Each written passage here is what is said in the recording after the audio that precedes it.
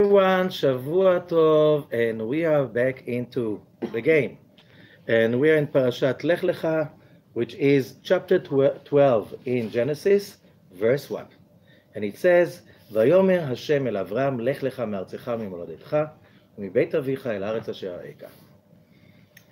Few things we have to understand. First of all, translate. And God says to Avram, get going from your country, from your birthplace, from your father's from your father's home to the land I'm going to show you. Okay? Basically, we have a problem with the that statement because it's wrong. Why is the Torah wrong? Because it says we read in a previous chapter, just few sentences before that, chapter 11, verse 31.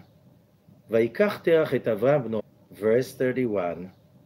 ויקח תרח את אברהם בנו, and Terach took Avram his son, את לוט בן הרן בן בנו, and his grandson Lot, את שרי כלתו, and Sarai, the daughter of his son Abraham, and they left from Ur Kasdim, and they went to Canaan, and they came to Haran. A little bit of geography. Ur Kasdim is in Sumer. Ancient Sumer is what is today south of Iraq. Haran is in Turkish Kurdistan. They went all the way up northwest to Turkey from south of Iraq, and they settled in Haran. So when it says that God says to Avram, move out from your country, he's not in his country. From your birthplace, it's not his birthplace. From the home of your father, it's not the home of his father, it's his home, and his father lives in his home. So how do you make it right? Okay? And here is what the whole story is about. First of all, understanding the words Lekh-lekha, which means, in Hebrew, means get going. Get out and get going. And why is it important? Why is it important? Because that's what the whole story is about. We are right now starting basically the journey all over again. Like in the previous two parashot, Parashat Bereshit, the first parasha in the book of Genesis, covered all the generations from Adam till Noah. In the end of the parasha, we have the birth of Noah. That covers 10 generations, about 1,000 years. Now, Parashat Noah covers from Noah till Abraham, which is 10 more generations, which is another 1,000 years. So, in like two parashot, half an hour reading each one of them, we covered 2,000 years, and poof, we're with Abraham. From now on, we are going to have 10 more parashot with Abraham, Isaac, and Jacob. The book of Genesis completes by the death of Jacob and then his son Joseph in the same parasha, Parashat Vayechi. So we have now two parashot dedicated for 20 generations and 10 parashot dedicated for 3 generations, Abraham, Isaac, and Jacob. What the whole story is about. And we spoke about it last week. Last week we spoke about Noah and we read that everything is dependent on the covenant. What does it mean?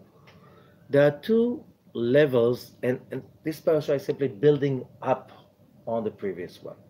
What do I mean a covenant? Every human being has 2 levels of existence. Potentially. Most people are using only one of them. What do I mean? It says in the end of Genesis, we spoke about it in the previous 2 weeks. It says, and God saw that the heart of a human being is evil and his thoughts are evil the whole day long. Evil, what does it mean? Ra. Ra, Kabbalistically speaking, is initials of Ratzon Atzmi, desire to receive for the self alone. What's wrong with that? What's wrong with that? If I can get more when I'm selfish, why shouldn't I? Little problem when you learn Kabbalah. All what we want is the light. And the light is endless, and the light is sharing. How do you know? When a person is fulfilled with the light, he's in a sharing mode. And when a person is empty and there's a void lack of light, you can't share with anyone. Only pain and evil and stuff like this. So, if you want to be selfish, go ahead. But because similarity is a spiritual world, similarity is attract. You cannot communicate with the light of the creation, which is the force that the whole creation is built upon. And what does it mean? That if everything that we want is the light, let's say you ask somebody, and that's Kabbalah for beginners. You ask somebody, what is it that you really want? And some people say money. Do you want money? You know what? Literally speaking, I met once a lady. It's a true story. It was in Florida. She said, I don't want spirituality. My dream is to have $5 million in cash. It's a true story. And I'll sit in the room with $5 million in cash and I'll be happy. What a fool. I know people that have more than 5 million in cash and are miserable. Why? Because I know people with more than $5 million and are happy. But I never met happy, selfish people, happy, egocentric people. Why? You cannot be egocentric and by the same time be in tuned, connected to the light of the creation. Feeling happiness, feeling real joy, feeling real love, it's impossible when you're selfish. So the moment you are focused on being selfish, which each one of us is born selfish. Nobody can deny that. But it says, Yetzer Lev Adam. It's the inclination of the heart of the human being, not the soul. So what do? You have to overcome that heart. And what does it mean? You're not going to do it in half an hour, not in 5 minutes, not even in 5 days. Even if you go to a special retreat of 2 weeks of like cleansing, diet, juices, whatever, you're not going to finish that. It's a lifetime journey. What's the name of this parasha? Lekh-lekha. Get going. Get going of what? This is exactly of what. Get going out of that place which you call your home, your country, your land, your father's land, whatever. That's the way you know yourself. It cannot stay the same. You're not here to stay the same. You're not here to wake up in the morning and to do the same old thing. Why? You were not created for that purpose. So we'll come back to it in a different level. So let's get back to it. Abram is the first human being, according to the Zohar, that starts to reveal the true meaning of what we're talking about, which means being selfless is not doing any good with anyone. Being selfless is the highest, like my rabbi used to say, I'm very egoistic. I just want to be happy. And I just think about myself, and I know if you want to be happy, what can you do? You have to love people. I don't love people, but there's no choice. I can't. I want to be happy. This is the way the universe is wired. What can I do? I have to love people. Love others as you love yourself. This is the whole Torah standing 1 foot. Right? Hillel the elder, Rabbi Akiva, and many sages after them said it. Why? This is how the universe is wired. You want to be miserable? No problem. Just think about yourself. You know what? I know a lot of people, especially nowadays. They're so busy indulging themselves, and they're so miserable. And they need so many medications against pain and against anguish and against depression because they're so busy with themselves. That's how the universe is wired. This is technology. It's not about morals and ethics and let's be nice and think nice, whatever. This is very simple. But how do you get it? It's a journey. So, Bereshit was building up towards it. Then later on, Noach was building up towards it. But Lekh-lekha is when it's really starting. What does it mean? Abram is building the prototype of the spiritual warrior, the person who really gets it, the person who really gets into it. And what does it mean? You have to get going. What I mean to get going, you have to be on the move all the time, changing, transforming, whatever. Let's say, look at Abraham. What a great man. He was alone against the whole universe, against the whole world, all of humanity. Everybody was into selfishness, into dire negative thoughts. Everybody was into idol worshiping, which means, we spoke about it many times, idol worshiping, the main consciousness of idol worshiping was you have no power. Have you read any of the mythologies of the ancient uh, world? It's all about one thing. You are nothing. You're going to stay nothing. If you're going to try to become somebody, then one of the gods are going to be jealous of you, and that's the end. So you keep under the radar and be very humble and suffer quietly. And if you're lucky, you're going to make it with least amount of misery. Okay? That's basically, this is very good for politics because the leaders, they declare themselves as gods, right? And that means they can take everything you want. Like, read all the mythologies about all the gods of the Romans, the Greeks, the Nordic mythology, the whatever you name it, the Babylonians, the Egyptian, their gods were selfish, whimsical, very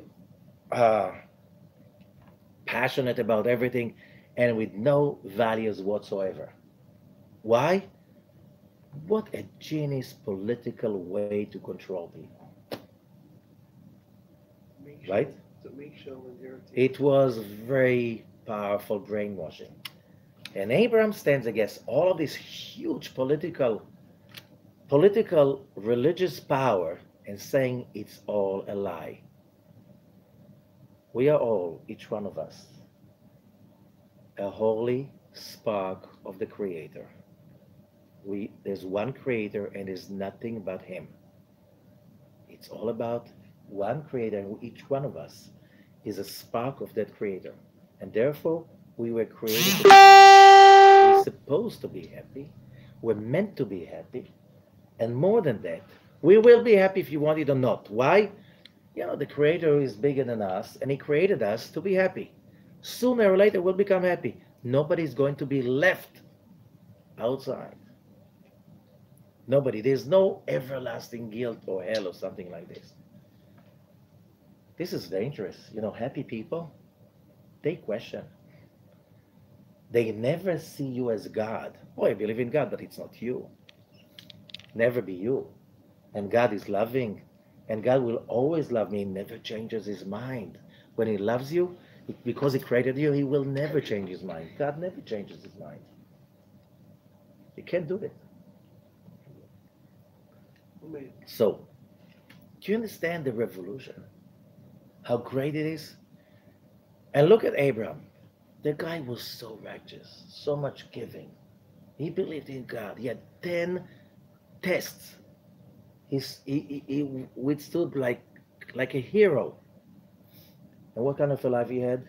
So tough you can't imagine. Right? His life was so tough. And the lesson is very clear. We're not here to have it easy. And we're not here to rest. No, we are not. A lot of people think if I'm going to be righteous and I'm going to do, I'm going to give charity, I'm going to be nice, I'm going to go by the laws, by the Bible, by the Torah, whatever you name it, by Shulchan Aruch, my life is going to be nice and easy. That's not what this book is talking about. I don't know what book you're reading, but you read Genesis. Did Abraham have it easy? No. Was it easy for Isaac? No. Was it easy for Jacob? Forget it. That was so tough. Why? Why? The real stuff you don't get for free. You have to earn it. So we are having here this huge coaching program that is starting today, and it lasts 10 weeks. The first chapter, and it's called How to Replant Inside Us, how to re-download the programming of becoming the best we can be, becoming the spiritual warrior we're supposed to be. Why? We said in previous lessons, between Rosh Hashanah and Yom Kippur and Simchat Torah, the Creator disassembled each one of us, every human being, into little pieces, and He put us back together. You know, cars, computers, once in a while, you have to erase everything, disassemble everything, and put it together, and then it's almost like new, because you get another chance. What do you do after you reassemble the car anew? You have a testing period, right? And that's called the month of Scorpio, Cheshvan. What do you do in the testing period? You have all kinds like, how do you call it? Stress test. You have to get the car like climbing out the mountain, racing. Well, oh, that's this month. It's not going to be easy. Why? You want to know what are your gains? Here it is. But more than that. It's more than that. It's much more deeper than that. There's a legend that says the 3 months of the fall in the Hebrew calendar are connected to the 3 temples. When King Solomon built his great temple, the first temple in Jerusalem, he completed the job on the month of Cheshvan, Scorpio. And then he said, no, I'm not going to start on this month. Everybody's already home already. We're going to wait till it's going to be the most glorious holiday, Sukkot. And he waited 11 months for patience. The building is finished. No, he waited 11 months. And then in Sukkot, he dedicated the first temple. So Tishrei became, like the month of Libra, became the month of the dedication of the first temple. What a lucky month. He was so proud, says the legend. What happened to Cheshvan, the month of Scorpio? He was in shame. It's like, it was supposed to be me. Okay? What about the other month of the fall, which is Kislev? Kislev is Sagittarius. He got the second temple. Hanukkah, the dedication of the temple, the second temple, when was it? Hanukkah. Kislev, Sagittarius. So here sits there. The month of Scorpio is supposed to be, the first dedication is supposed to be over there. And the legend said he's ashamed.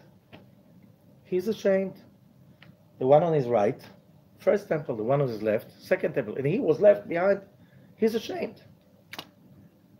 You know, what are you talking about? It's a month. A month can be hurt. A month is not a human being. He doesn't have emotions. He doesn't have a heart. He doesn't have ego. What are you talking about? You just personify a time period in the calendar. How could you do that? So this legend, you know, in every legend, when we learn Kabbalah, there are layers. What do you mean ashamed? When somebody is ashamed, why is he ashamed? Or she? They're ashamed because there's a lack. If you're complete, you can't be ashamed. Somebody comes and tries to insult you. If you are complete and fulfilled, you don't even get that the person tries to insult you. You just get the person is in pain and you try to helping him. But you know, you can tell the same insulting thing to 10 people. Each one of them gets it differently, right? So why would somebody get hurt? Because of a lack, okay? Same thing in Jewish tradition. When you do Kiddush, you know, the blessing on the wine, Shabbat, holiday, you do a Kiddush. They should have the challah, the bread, on the table, but you should cover it up so the bread won't be ashamed. Now you personify a bread. You know, can you make bread be ashamed? And the answer is, the bread and the wine, both, have the power, the ability to call in energies, good and evil. That's why the Zohar says he's sitting by the table, and there's hate around it, and people curse each other, and they speak not nicely, and so don't touch the wine. Especially, why? Everything goes in. They suck it in. Okay? So when it's a joyous opportunity, of course that you want to make the blessing on the wine to bring in, it's called, on the holidays and Shabbat, it's called Mikra'ei Kodesh. What's Mikrai? From the word likro, to call in Kodesh, the holiness. So we prayed, we made some services, we made meditation. It's a joyous event, and there's a cosmic energy coming down to earth that we need to get into ourselves. So how do you get it in? Using wine. Now, but if you make the blessing and the bread is on the table, the bread is ashamed. What do I mean ashamed? Lack. You don't want, when you make the blessing the wine, you don't want the energy to get into the bread. And you know what? What if you don't have wine? Let's say you're in a hotel somewhere in China, there's no wine. You can make the kiddush on bread. Okay? So what does it mean? Because the bread can get it in, the energy. But when you make the blessing on the wine, you don't want the energy to go in the bread. So you cover it up. So what does it mean, ashamed? Lack. So when we are talking about Scorpio, if you know any Scorpio, one thing that defines Scorpio is lack. They're never satiated. They're hungry. They're hungry. Never a dull moment. They're always hungry. If you want to achieve Mashiach, Messianic consciousness, the people who will lead it will be Scorpio. Why? The rest of the people, Mashiach, if I have time, Thursday afternoon, I have time between 4 and 5. If he comes, I'll be ready. That's, most people.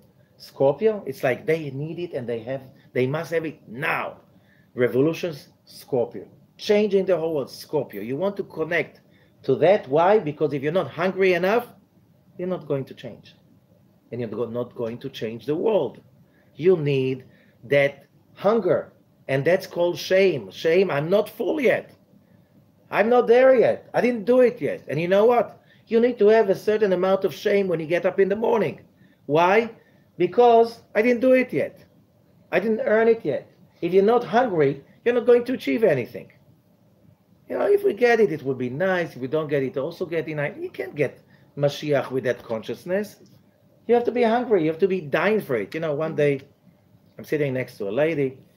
It was Shabbat afternoon. It's like everything is nice. People are happy and so on. And then she says, if I'm not going to eat a watermelon right now, I'm going to die. I said, you're a Scorpio? I didn't know. She said, how do you know I'm Scorpio?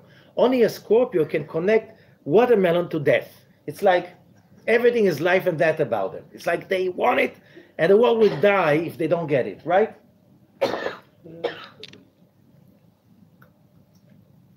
That's how you move things. So, this month of Scorpio, we all become some Scorpio. And that means we're hungry.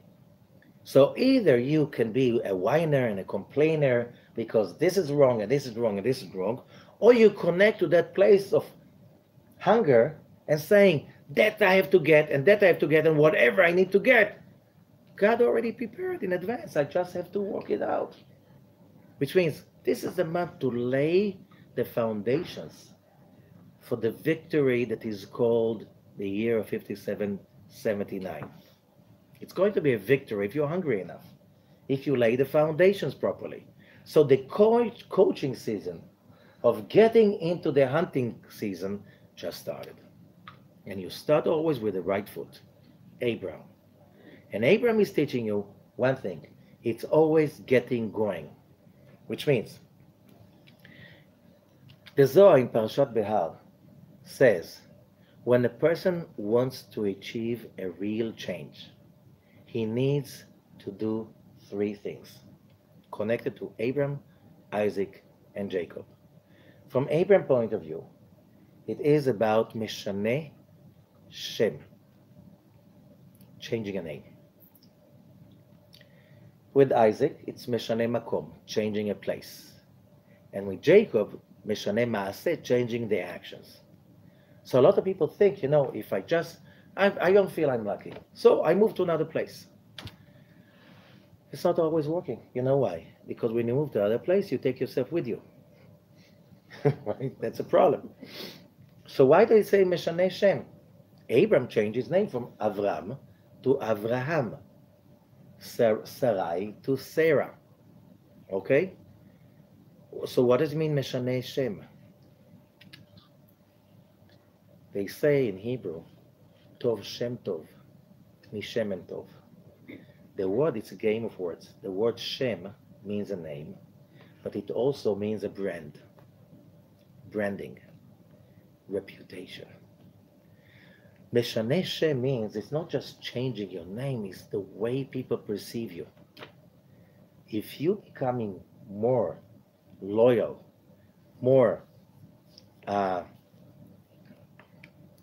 service, more professional, because you put the effort in it, people perceive you differently. That's called about Meshaneh Shem. Now this guy has a good name. It's not about, oh, he has a very beautiful name. His name is David. No. When you say a person has a good name, it means he improved his branding. How? By being the better person he's supposed to be. So you want to change your destiny? You want to change your luck to be good luck? You want to change whatever is happening to you or the way the universe treats you? You have to change your name. And that's what Abraham is doing. He's changing a name. But he's not just changing his name. God changes it for him. But it's not just a name of, he is changing his behavior. He's changing his branding. From being that carrier of the message of astrology in Ur, in ancient Sumer, which means what is astrology? It's about, it's all written in the stars. And what can you do about it? He's becoming this entrepreneur, saying everything is possible. Everything is possible. And we woke up this morning in order to make it different. How different? I don't know. But we're going to get to give into it the best we have. And when this day is going to be over, it's going to be one great fight that we won what? The better us. And how do you see it? And what the Zohar is saying? The Zohar is saying, Parashat Ki Tetzeh, when it says, Lekh-lekha me'artzecha mimolatcha beit avicha, it's a code. Get out of the zodiac chart. Mulad is the birth of the moon. Beit avicha, the houses, 12 houses in the chart. It's all about, you have, this is the way you're born, this is the way you see yourself. Let's say you don't know astrology. But you know what? That's the way you see yourself. You look at yourself in the mirror, I know who I am. I know I already tried to fight against it, and I got used to it. That's the way I am. I cannot be what I'm not. And what is the Zohar saying? What is the Torah saying? It's Lekh-lekha. Every morning you get up, and Rabbi as a Gloria is saying every morning is a new energy that never appeared in the universe before and will never appear again. It's a different you, different opportunities. You cannot judge today based on the experiences of yesterday, because today is not like it's not yesterday. So every morning you get up and you have to start a new fight. You have to get moving. And that's what Abraham, the message to the whole world is about. Never accept it the way it is. And you know what? That's what moved humanity forwards. What did humanity do since Abraham? Humanity is learning little by little that we're here to reinvent ourselves. We're here to recreate ourselves. And you know what? People who just get it the way it is, they can never be that happy as people are fighting to become better every day. And that is the message. It's not this for this week. As I said, this is for the whole year. Lekh-lekha means it's for the whole year. And how do you know? Because numerical value, Gematria, Lamed is 30, you have two Lameds is 60. Kaf is 20, two Kafs we have, so that's 40. 60 plus 40, this is 100. We have done it before. How many blowing we had in the shofar? 100. Here we have another 100. That was recreating ourselves, and now it's time to get going. Do it already. Move on. What? With all 10 sfirot, with all 10 levels of the 10 sfirot, it's there waiting for you. A new year. Go for it. Now, what if I can't? Of course you can. Of course you can. What do you mean? If, what do you say in the morning when you wake up? Modeh ani lefanecha. I thank you מלך חי וקיים, a living king, שהחזרת בנשמתי בחמלה רבת אמונתך, רבה אמונתך, that you brought back my soul with compassion. Thank you for your great faith in me, which means you say to the Creator, thank you, the moment you are aware that you are up, because the Creator, you went up, and every night you go up, and there is court over there, and in court it's being asked, is it justified for that soul to come back? And if I woke up, it means they thought there is a chance. What if I think there's no chance? Nobody asked me. Heavenly court decided that there is a chance, and that's what's important. Okay. And if there is a chance, get up and fight. It's another round, and the gong is heard, and move on. The moment you wake up, here's another round. Go for the game. Okay? Go for the prize. And every day, when you go to sleep, it's like, in a cash register, you do like the bottom line. And then if it was really a beautiful fight, and you really created amazing stuff that day, it becomes an angel that goes with you for the rest of your life, and then it goes with you for the next world. But if you messed up that day, it becomes a dark angel that goes with you also. Okay, you can kill it. How can you kill dark angels? How do you kill darkness? By creating great light. Okay, so you can kill it by doing great things. Then you can kill the dark angels you're carrying who knows how long. And that's what you do when you change your name. What about Isaac? Changing a place. Isaac never changed a place. He was always in Israel. He never left. Not like his father, not like his son. Okay? So what about changing a place? When a person is really doing a great job, he's in a different place. Right? From a different place, everything looks so differently. Right? Proportions. Right and wrong. Not because the world changed, because you changed. And when you lift yourself up from the low place of selfishness, misery, pain, and logic, and you lift yourself up to the world of truth, love, unconditional power of God, and so on, the whole world looks different. Everything looks different from a distance, from there. And that means changing your place. Now in a different place. Everything has a different proportions. Everything looks like, oh, now it fits into the picture. Because too many trees, you don't see the forest. But when you go to see the big picture, now you see how everything fits into its place. And then the third thing is Jacob, changing your actions. Look at Jacob. The guy works hard. So many years. He's working hard. He's never resting. His brother wants to kill him. His father doesn't understand him. It's like, you have all the excuses to be miserable and to sit every day 3 times with a shrink.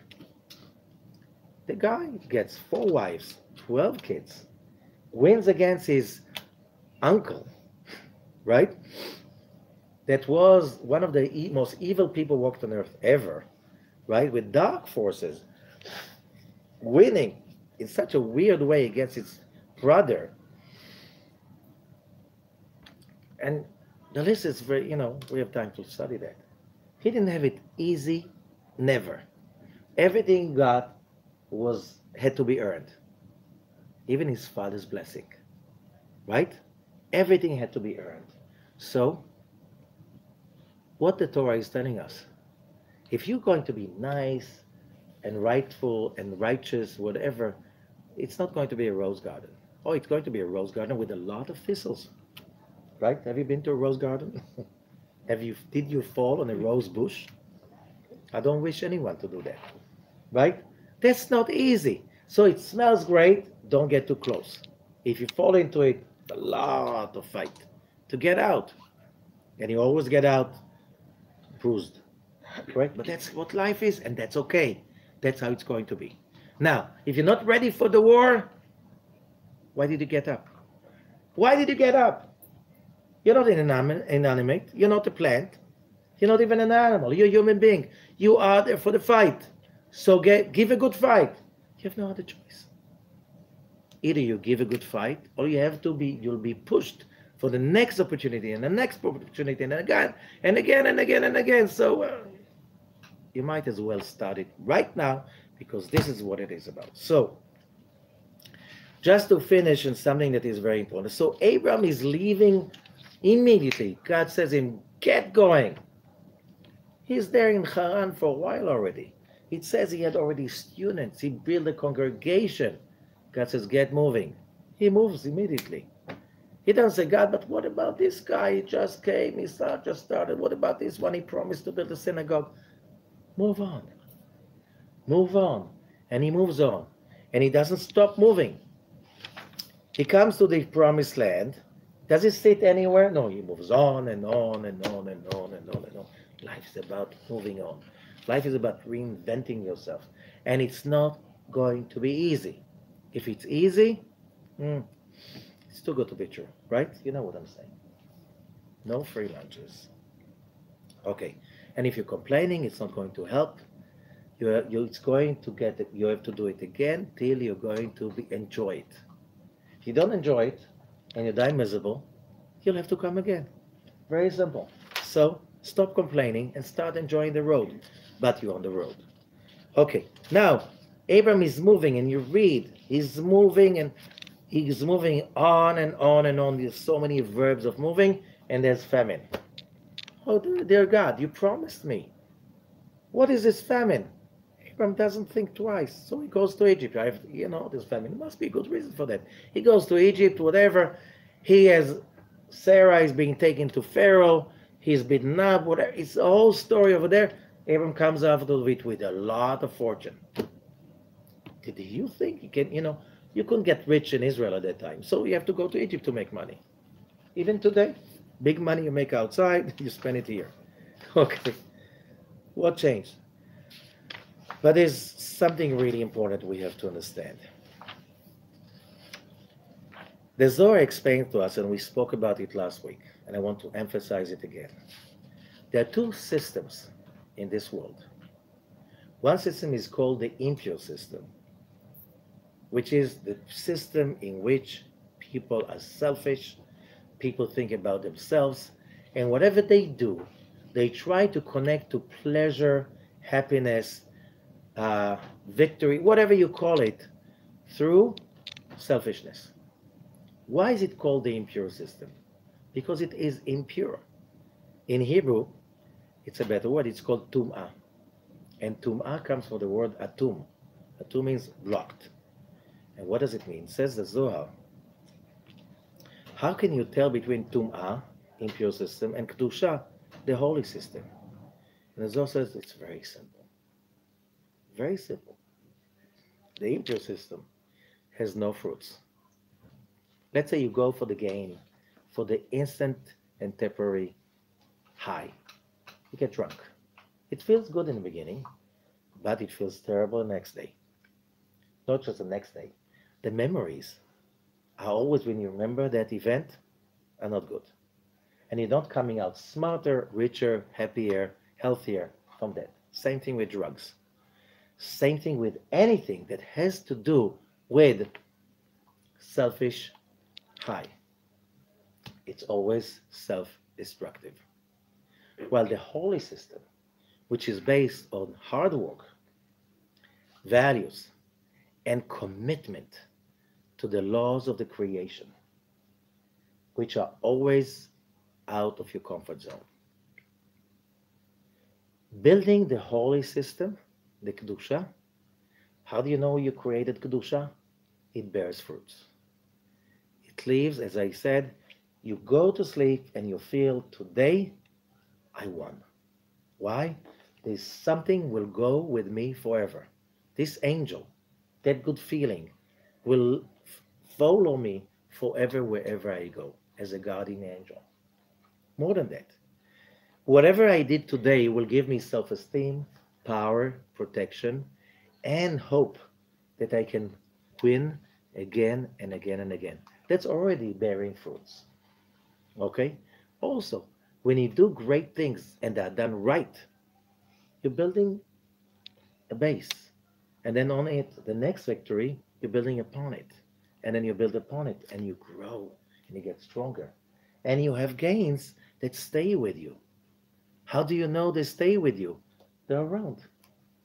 Whatever is honest, nobody can take it away from you. It's not an illusion, it's real. So, we spoke about it last week about Noah, that he was starting to get it.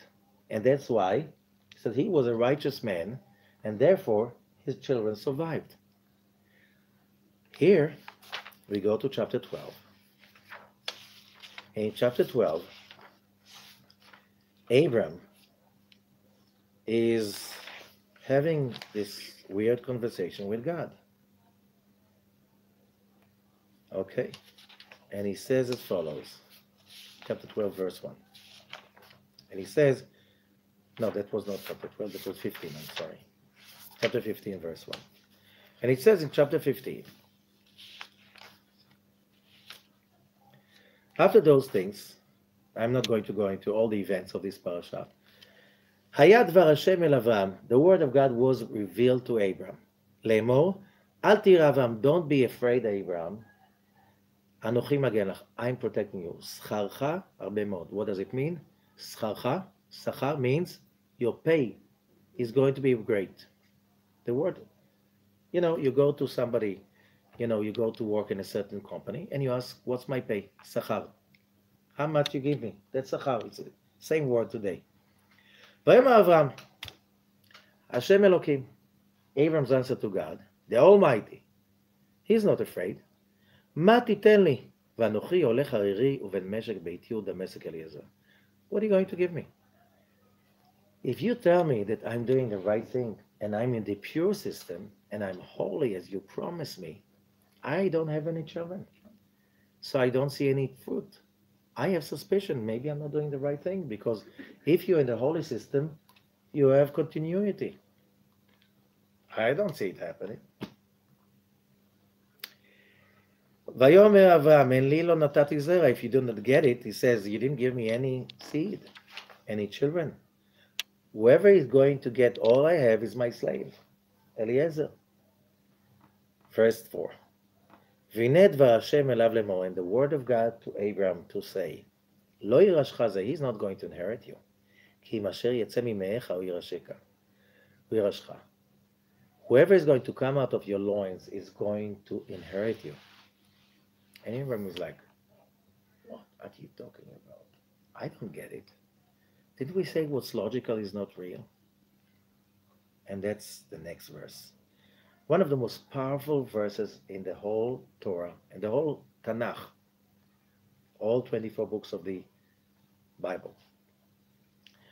ויוצא אותו החוצה ויאמר הבט נא השמיימה וספור הכוכבים אם תוכל לספור אותם ויאמר לו כה יזרעך. And he took him outside and he told him, God is telling Abram, הבט נא השמיימה, look at the stars, at the sky. ספור הכוכבים, count the stars. אם תוכל לספור אותם, if you could count them. And he said to him, so will be your seed, your children. What's the next verse? Verse 6, chapter 15. Ve'emin b'Hashem, and Abram had faith in God. Ve'echshaveh lo tzedakah, and he thought it's a charity. What does that mean? Rashi, Rabbi Shlomo Yitzchaki, was the greatest commentator of the Torah, 11th century France, in Champagne. Some say he invented champagne because he's a winer. He was a king's winer. That's how he was survived the crusade. But he wrote the widest, most beautiful commentary to the Torah, to all the 24 books and the Talmud. Okay, and what does it say? He took him out. The Pipshuto Rashi has like few levels. He has to make it right. He was a great Kabbalist, but that time was not allowed to talk about it. Simply, הוציאו מהאוהלו לחוץ לראות הכוכבים. If you want to explain it simply, God took him out of the tent and told him, look at the sky. Looking at the sky, since when looking at the sky, it makes you having faith. People look at the sky, it's nice, but okay. לפי מדרשו, but according to the study, there's a different layer. אמר לו, צא מהצגננות שלך. He said to him, get out of your astrology. I know you're an astrologer. I know you made yourself a chart. I know that you, according to the chart, you made to yourself, and you're the best astrologer in the world. You cannot have a son. Okay? And there's no precedence that anyone experienced something that was not his in chart. God says it to Abraham. Get out of it. There's another level. There's another frequency. There's another world. There's another universe in which everything is written till you change it. And that's what I want to tell you. And that's why the Zohar says, Abraham reaches that place that from that moment on, what the Zohar says, even if it says in the heavens that there's a decree that the person has to die, and there's a decree, you cannot change the decree. You can change it. Everything is written down till you change it. And you have to walk the talk and you have to believe in it. You have to talk about it. You have to believe in it because that's what this is coaching. Changing destiny. We are not here for mission difficult. We're here for mission impossible. What do I mean mission impossible? We're here to make miracles. And what do I mean make all of these opportunities that Abraham is facing are called nisyonot, translated wrongly to English as tests. What do you think? God is using you as a guinea pig from testing you? No, the word is nisayon, comes from the word nes, miracle. You put into the challenge, not because you should go through the challenge. You should get out of it and fly up and above. Lanus veliknoses. Make a miracle. God puts us in places so we can make miracles. Being logical is boring and it's deadly. Kills people. The happiest people in the world are the people who are making miracles. What does it mean? You face a problem and you say, I have no idea how to do it, but I have to. I have to try. And you know what? You do your first step and God does the matching. And miracles do happen. You know, one of the famous stories, the Wright brothers. They wanted to fly. And they did all the effort. And finally, they flew. How did it happen? No one knows. Why? A few years ago, it was 100 years for the first flight. And they wanted to fly the first plane of the Wright brothers. And they found out this structure is incapable of flying. But we all know it flew. How did it fly? There was some help from above. Because the moment people saw it flying, the whole world started to believe that machines heavier than air can fly. And you know what happens? Everybody flies. You know how many people fly this moment? Just right now, how many people are in airplanes around the world? Thousands and thousands, you can't count them. Do you understand what does it mean? You know, it's part of life. Flying. Okay, why? Because there were some lunatics, the Wright brothers, and they decided they have to fly. They made a miracle. And since then, it's very easy to make a miracle and fly. Right?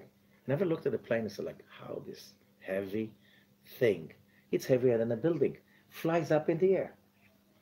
Okay?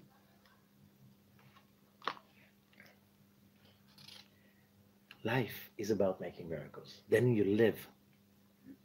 Then you live. Don't close yourself in the cell and the prison of your logic. That's a message over here. You're going to be a miracle maker. And that's what Rashi continues. But Rashi says, but there's another explanation. There's another explanation. You know, when he says davar acher, that's a Zohar. It's not the language of anything else, just in the Zohar. In the Zohar, you have this. The Zohar gives you an explanation, and he says, like, that's what everybody says. And then davar acher, but there's another one. We're not saying the first one is wrong, but there's another one. which means, well, it's okay, but it's okay for kids. And we grew up, and he says as follows: "Hotzi'o mechalalo shel olam." He took him out of this universe. "V'higbi'o lemala min hakochavim," and he raised him up and above the stars. V'zeu leshon habata. That's why he says, "Look at the sky." Look at habet is looking from above to below. He showed Abraham, you can look at the sky, at the stars, the destiny from bottom to top, from below to above. And then you say, what can I do? These are the rules. But when you make a miracle, what is a miracle? When you make the fight, you make the effort, yagata umatzata, you bring the effort because you believe that God is good and the universe is good. And that's enough. So I make the effort. I'll do my best. And I don't know what's going to happen, but it's going to be great. When you do that, then you fly. When you fly like Abraham up and above the stars, and then you find yourself looking at the stars from above, and you say like, I can change things. I can change the rules. I can change the way people think. I can change the way people react. And I can make a miracle. So that's what this parasha is about. Us starting with the right foot, learning that we're here to create miracles. We're not here to be logical. We're not here to get by. We're here to make miracles. That's what humans were created for. Why do you think all of these movies about fantasia, about miracle making, from Harry Potter to all of this, like, how do you call it, all of these, like, how do you call it, superpower, super humans. There's a whole genre like this. Why people look at it? Because they feel like, I'm supposed to be like this. I'm supposed to be like this. I'm supposed to create magic. And people create magic in art, and people create magic in commerce, and people create magic in relationship and healing and all kinds of stuff. Every person has a place. He can make miracles for the people around him. And that's our calling, that's our destiny. And that's when we're really happy. Going up and above, creating miracles. And this is the beginning. Just learning that, realizing that, and accepting that's our calling. And you can't compromise on that. And Abraham does not compromise. He's becoming the prototype for the human being that is going to make the world different. And that's why 4,000 years later, he's still a celebrity. And there's not one PR company who's advertising him, right? But everybody knows about Abraham 4,000 years later because he really made the difference. And that's our symbol. That's our coaching tool. And connecting to Abraham is not connecting to a person, it's connecting to the idea. The idea that people can change. Okay? So have a great day, have a great week, have a great year, and have a great life. Thank you so much.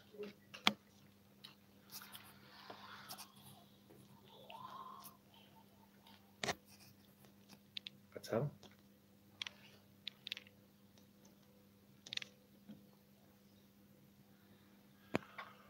Well, that's here you go, sir. Thank you very much.